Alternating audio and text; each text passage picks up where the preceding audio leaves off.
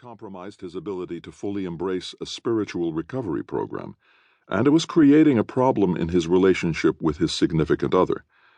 He smoked his last joint in 1987, went into recovery, and has been clean and sober ever since. He has dedicated his professional career to helping others break the drug and alcohol addictions he faced. I, on the other hand, didn't have any alcoholics in my family, and was also 16 years old the first time I got drunk. My introduction to alcohol involved guzzling half a bottle of champagne and a six-pack of Michelob. I spent the rest of the night acting like an idiot and throwing up in the bathroom of my brother's apartment. The next day I could barely drag myself out of bed and had to go to work at my father's grocery store. On this particular day, my dad found out I was hungover. When you come from a family of 7 children, there are few secrets, so my dad thought it would be a good idea for me to work in the liquor department that day.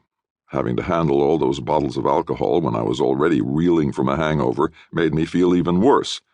I felt so sick, it took me about 3 days to get back to normal. In my memory, there wasn't anything fun about drinking. All I remembered about it was how sick it made me and how embarrassed I felt. Since then, I rarely touch alcohol, and I have never tried an illicit drug. But that doesn't mean I have never had any bad habits, or that I am not vulnerable to addiction. In my professional life as a psychiatrist, neuroscientist, and brain imaging specialist, I have realized that everybody is potentially at risk for addiction, and that drugs and alcohol aren't the only kinds of addictions that can damage the brain and ruin your life.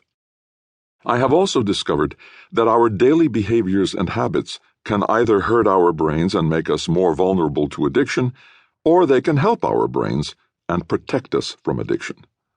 For more than 20 years, I have been treating people with all sorts of addictions to help them change their behaviors, enhance their brain function, beat their addictions, and improve the quality of their lives. Although David and I have both arrived at similar places in our careers, our connection goes beyond a purely professional collaboration. We first crossed paths more than 15 years ago. One of David's family members was in crisis, and the family came to me when they were desperate for help. They had heard about my work with brain imaging, which was very controversial at the time, and hoped it might be beneficial in their case. The brain imaging did help, but it was the quality of our relationship that impressed David and his family. As David's family member improved, David and I and our families forged a deep and lasting friendship that straddles our professional and personal lives. Our 2 stories show very clearly that all people and all brains are not the same. Most people can drink or experiment with drugs without becoming addicted. For some people, however, a single gulp of alcohol or hit from a crack pipe can lead to a lifetime battle with addiction. For others, drugs and alcohol aren't a problem, but they can't break their addiction to gambling, video games, internet pornography, shopping, sex, food, smoking, social networking, texting, or working. What is it about our brains that makes some of us more vulnerable to addiction than others? And what can we do to break free from these addictions? These are some of the questions we have heard from thousands of patients who inspired us to write this book together. This book is divided into 2 parts. The first part helps you understand addiction and why some of us get sucked into its grasp. We will use the latest brain imaging research to show you what goes on inside the brain that makes some people more likely to fall into and stay in the grips of addiction. You will learn to identify some of the signs of addiction in yourself or in those you care about, whether it's your spouse, your child, your grandchild, your parent, your friend, your roommate, your student, your co-worker, or your boss. This part will also shed light on common daily behaviors that might be setting you or a loved one up for addictions.